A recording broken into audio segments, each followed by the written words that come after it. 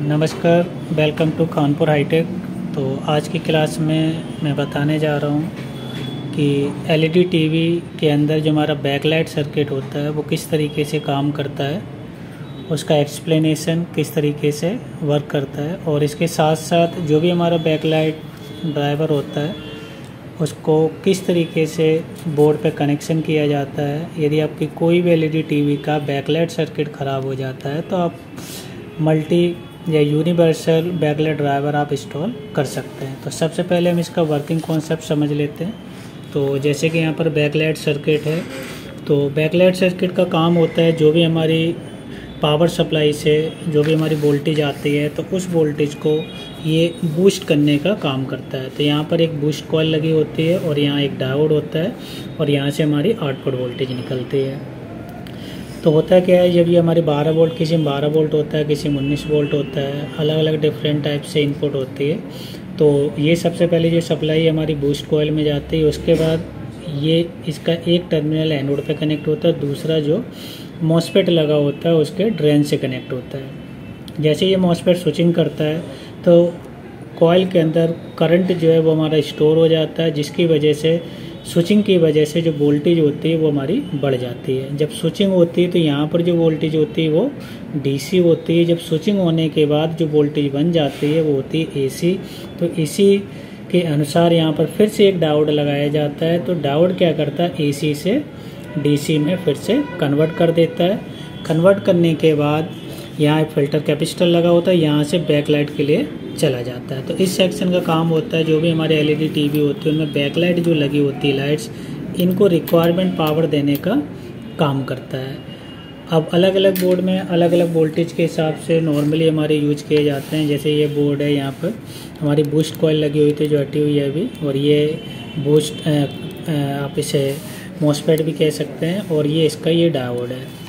तो ये जो डायोड है जो आपको यहाँ पर मैंने बताया, ये वाला डायोड हमारा इस बोर्ड में यहाँ पर लगा हुआ, ये इसका बैकलाइट कनेक्टर है जहाँ से सप्लाई बैकलाइट के लिए जाएगी।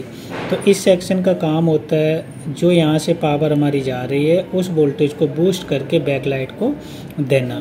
तो बैकलाइट क्या करती है, हमारी जो भी स्क्रीन होती है उसकी बैक साइड में लाइट प्रोवाइडिंग का काम करता है, जिसकी वजह से हमारी जो वोल्टेज होती है, जो लाइट होती है, लाइट की वजह से हमें पिक्चर दिखाई पड़ती है।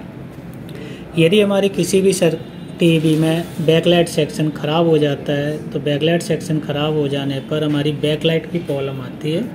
तो बैकलाइट का मतलब ये है कि आपकी आवाज़ आएगी लेकिन जो टीवी है उसमें पिक्चर आपको दिखाई नहीं पड़ेगी। तो उस कंडीशन में आप इसको भी रिपेयर कर सकते हैं यहाँ से। यदि इसका डायोड वगैरह ये मॉसफेट ख़राब हो जाते हैं, कॉइल है या फिर डायोड ख़राब हो जाता है, तो इसको भी आप रिपेयर कर सकते हो। तो ज़्यादातर होता है क्या है, इन नंबर या इस नंबर के मॉसफेट मार्केट में बहुत कम मिलते हैं। तो लोग ज़्यादातर क्या यूज करते हैं, बैकलाइट ड्राइवर सर्किट यूज करते हैं। तो बैकलाइट ड्राइवर सर्किट टीवी के साइज़ के हिसाब से आता है। जैसे ये CA188 है, इसे मल्टी के नाम से भी जाना जाता है। ये लगभग आपको 21-22 इंच से लेकर 32 इंच तक बहुत अच्छा काम करता है। आप 40 में भी लगा सकते हैं, लेकिन इसमें थोड़ी हीटिंग की प्रॉब्लम जनरेट होती है।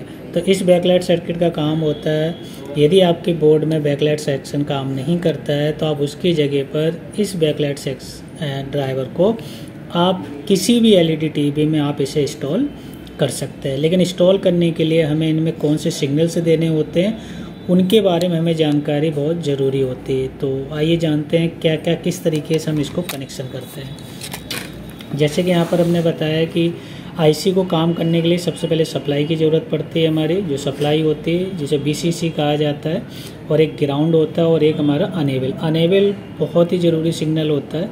यदि ये अनेबल नहीं आता है तो आपका बैकलाइट सेक्शन अनेबल नहीं होगा, भले भी आपकी कॉइल, मॉसफेट, डायोड, कैपेसिटर या फिर सब कुछ ठीक होगा। यदि अनेबल नहीं आएगा तो आपको बैकलाइट सेक्शन काम नहीं करेगा। कई में इसको अनेबल के नाम से या ENE के नाम से, डिम या BL ऑन के नाम से, बैकलाइट सेक्शन ऑन के नाम से जाना जाता है।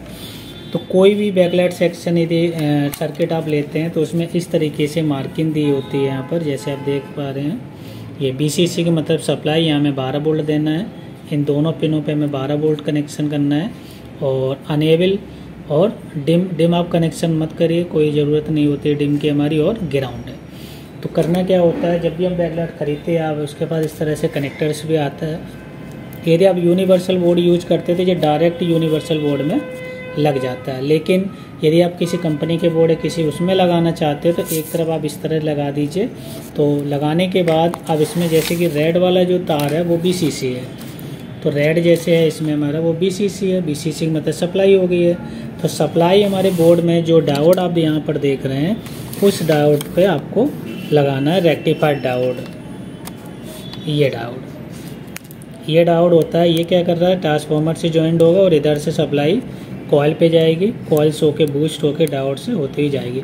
तो इसका जो हमारी जो रेड वाला जो वायर है VCC वाला, वो आप किसी भी बोर्ड के 12 वोल्ट लाइन से इसको आप ज्वाइंट यहाँ पर कर सकते हैं। ठीक है, अब ग्राउंड वायर आ गई, यहाँ पर आप देख रहे हैं जो ब्लैक होती है वो ग्राउंड होता है। तो ग्राउंड आप कहीं पर भी बॉडी से आप कनेक्ट कर सकते हैं। अब बात आती है अनेबल। तो अनेबल कनेक्शन करने के लिए 3 तरीके होते हैं। अब तीनों तरीक़ों में किस तरीके से आप करेंगे वो आपको मैं बता देता हूँ। अनेबल के लिए जैसे आप देख रहे हैं यहाँ पर एक अनेबल IC लगी होती है, मतलब बैकलाइट IC। इस IC का पिन आउट निकाल के देखिए इस पर अनेबल सिग्नल MCU से किस पिन पर इनपुट हो रहा है। तो उस पिन पर भी आप इसे येलो वाला तार यहाँ से कटिंग करके आप वहाँ पर सोल्डिंग कर सकते हैं। पहला तरीका ये होता है। दूसरा तरीका ये होता है, जो भी हमारा MCU होता है आप उसकी पिन डिटेल निकाल सकते हैं। तो इस MCU की कौन सी पिन पर BL ऑन के नाम से सिग्नल जनरेट हो रहा है तो उस वाली पिन पर आप उसको कनेक्शन कर सकते हैं। तीसरा तरीका जो होता है बहुत आसान होता है। जैसे कि आप LED का थोड़ा बहुत काम करते हैं तो आपको पता है कि बैक जो हमारा पैनल की सप्लाई होती है TV ऑन होने के बाद जनरेट होता है। तो आप इसकी जो ऑन वाली जो सप्लाई है 12 वोल्ट या 5 वोल्ट जो भी होती है पैनल की, आप उसके बीच में एक बक कन्वर्टर लगा के आप अनेबल सिग्नल वहाँ से जनरेट कर सकते हैं। जैसे हम TV ऑन करेंगे पैनल सप्लाई ऑन होगी, पैनल सप्लाई ऑन होगा तो बक कन्वर्टर की सप्लाई बनेगी। बक कन्वर्टर 3 वोल्ट से अनेबल चाहिए, 3 वोल्ट हम इसको यहाँ से प्रोवाइड कर सकते हैं।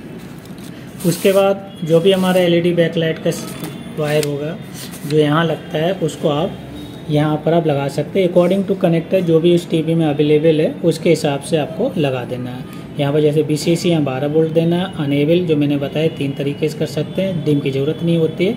और ग्राउंड हम बॉडी से कनेक्ट कर सकते हैं। तो इस प्रकार से हमारा बैकलाइट सेक्शन हमारा काम करता है। और बैकलाइट ख़राब होने पर हमारे TV में आपकी आवाज़ आएगी लेकिन पिक्चर आपकी नहीं आएगी। तो बैकलाइट इसे टेस्ट करने के लिए बैकलाइट टेस्टर भी आते हैं जो आप मार्केट में आसानी से मिल जाते हैं। और इसके साथ साथ यदि आपके पास बैकलाइट टेस्टर नहीं है तो कंफर्म करना है कि बैकलाइट सेक्शन काम कर रहा है नहीं कर रहा है।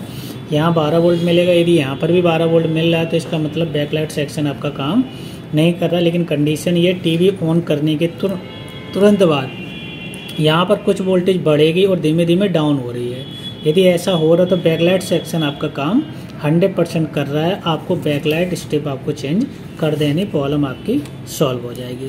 तो आज की क्लास में मैं इतनी बताऊंगा। आगे जो सेक्शन होगा वो सप्लाई किस तरीके से हमारे बोर्ड में कौन सी IC से मिलकर कैसे बनती है वो आपको पूरी जानकारी देंगे।